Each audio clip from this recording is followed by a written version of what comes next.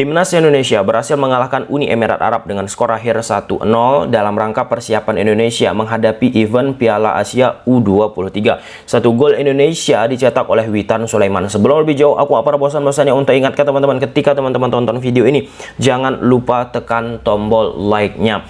Selesai pertandingan Indonesia melawan Arab Saudi beberapa waktu yang lalu, Coach Sintayong bilang, saat melawan Uni Emirat Arab di pertandingan uji coba kedua, kami akan menurunkan pemain inti.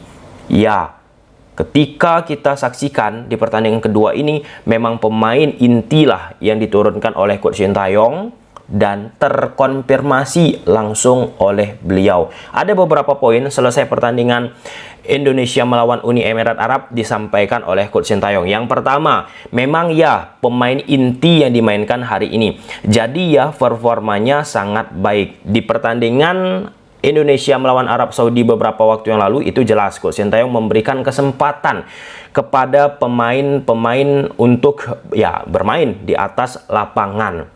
Dan yang pertandingan kedua ini akhirnya penting bagi pemain inti untuk bisa mendapatkan menit bermain bersama sehingga kepaduan itu bisa tercapai. Dan yang ketiga, dari sisi grafik ini sangat bagus bagi timnas Indonesia. Kala Indonesia melawan Arab Saudi, Coach Shin bilang tidak jelek, tapi bisa terus melakukan improvisasi. Pemain-pemain timnas Indonesia di atas lapangan, garis bawahi, itu bukan pemain inti. Nah, di pertandingan kedua ini performa sangat baik disampaikan oleh Coach Sintayong. Namun perlu fokus lagi untuk bisa lebih baik daripada sebelumnya. Kemudian statement tambahan disambung oleh Coach Sintayong, tapi ya kurangnya mungkin kurang mampu mencetak gol, kurang fokus. Kalau lebih ya mungkin harusnya bisa cetak 3 atau 4 gol. Tapi ya secara keseluruhan sangat baik. Dari tambahan yang disampaikan oleh Coach Sintayong ini, yaitu soal efektivitas di depan gawang yang sudah kita bahas di pertandingan Indonesia melawan Arab Saudi beberapa waktu yang lalu. Nah, ini menghampiri lagi bagi timnas Indonesia yang disebut Coach Shin harusnya bisa cetak 3 atau 4 gol. Artinya di sini ada permasalahan di efektivitas di depan gawang. Ini bukan hal baru yang dirasakan oleh Coach Sintayong selama Coach Sintayong bersama timnas Indonesia sampai saat melawan Uni Emirat Arab. Teman-teman, memang lini depan yang menjadi persoalan. Lantas apa urgensinya? Salah satu yang akan kita bahas, teman-teman, urgensinya lini depan harus efektif banget. Nah, ini kan case-nya timnas Indonesia unggul 1-0 melawan Uni Emirat Arab. Kalau misalnya bisa efektif di depan gawang, artinya kill the game. Kita bisa cepat membunuh pertandingan tersebut, menyelesaikan pertandingan tersebut dengan cepat. Nah, ketika kita tidak mampu menyelesaikan pertandingan tersebut dengan cepat, dengan banyak gol, artinya butuh effort lebih lagi.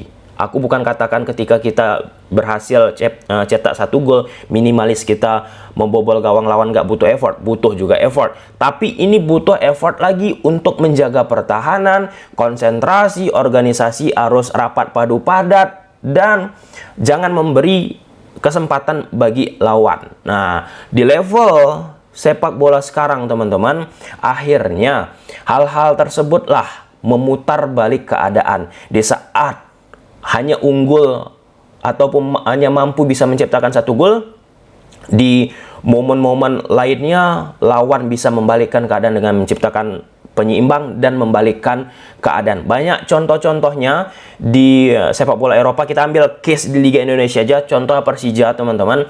Persija Jakarta bersama Thomas Doll, ketika mereka sudah mampu ciptakan 1 gol, di momen-momen lainnya mereka tidak efektif.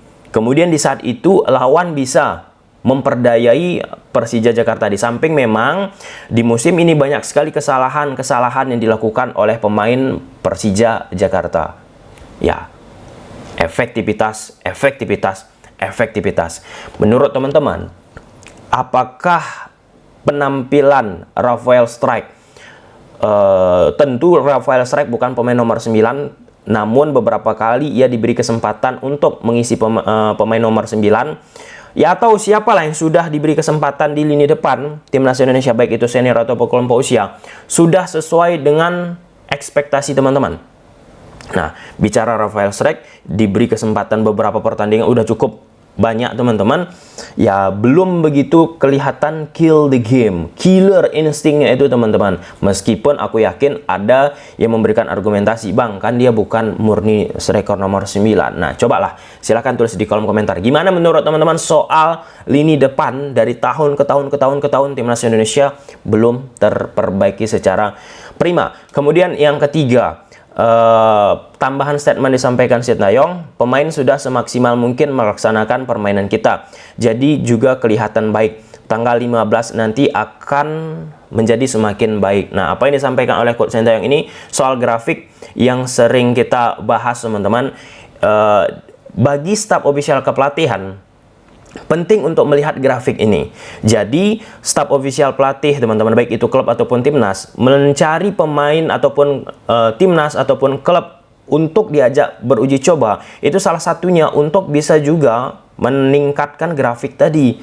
Nah, jangan ujuk-ujuk awal-awal langsung keras lawannya, ataupun sebaliknya jangan ujuk-ujuk keras semua lawannya, atau jangan semuanya lemah lawannya. Nggak bisa seperti itu. Lawannya satu keras, lawannya satu ya so-so bisa diimbangi oleh timnas Indonesia. Nah, jadi ini hal yang biasanya diterapkan oleh official manajemen sebuah timnas ataupun klub, yang ujungnya nanti ketika sudah masuk ke event, performanya itu semakin membaik, semakin berada di titik puncak.